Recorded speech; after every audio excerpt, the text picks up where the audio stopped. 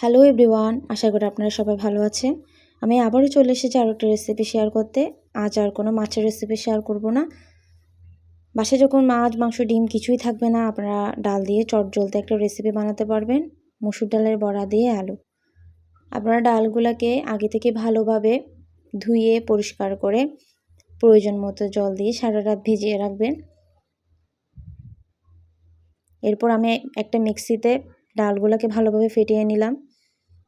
ফেটিয়ে নেওয়ার পর প্রয়োজন মতো পেঁয়াজ কুচি, মরিচ কুচি, জিরে গুঁড়ো ও আদা রসুনের পেস্ট, হলুদের গুঁড়ো ও লবণ দিয়ে ভালোভাবে মিক্স করে বেশ কিছুক্ষণ ম্যারিনেট করে রাখবো। এরপর একটা তেলের কড়াই বসিয়ে তার মধ্যে প্রয়োজন মতো তেল দিয়ে আমি এক এক করে বাটা ডালগুলোকে দিয়ে দিব।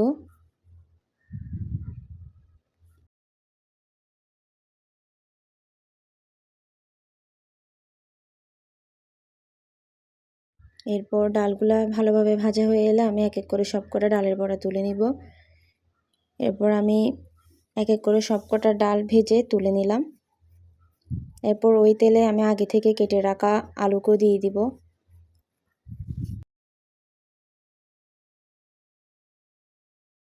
আলুর মধ্যে আমি একটু হলুদের গুঁড়ো ও লবণ দিয়ে ভালো করে আমি নেড়ে চেড়ে লাল লাল করে ভেজে তুলে নিব।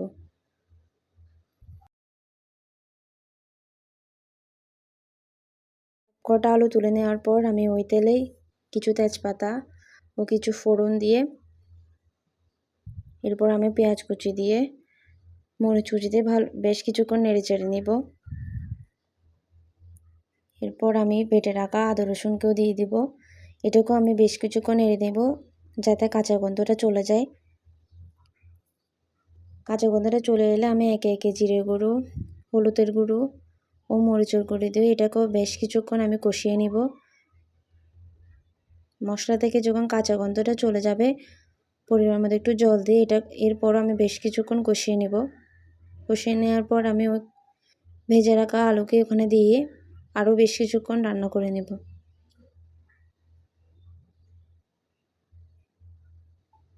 এরপর অল্প জল দিয়ে আমি আলুগুলোকে ভালোভাবে সেদ্ধ করে নিব। ভালোভাবে হয়ে এলে তার মধ্যে ভেজে রাখা আমি ডালগুলোকে দিয়ে দিব।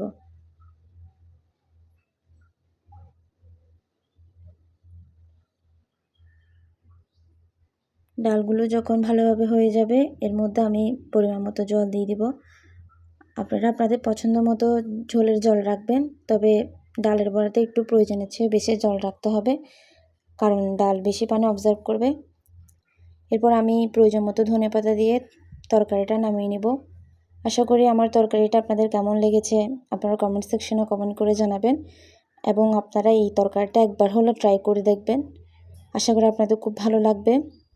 আপনারা আমার চ্যানেলটিকে সাবস্ক্রাইব করে পাশে থাকবেন এবং যারা নতুন চ্যানেল খুলেছেন তারা আমার কমেন্ট বক্সে একটা কমেন্ট করে আসবেন, আমিও আপনাদের চ্যানেলকে সাবস্ক্রাইব করে দিব।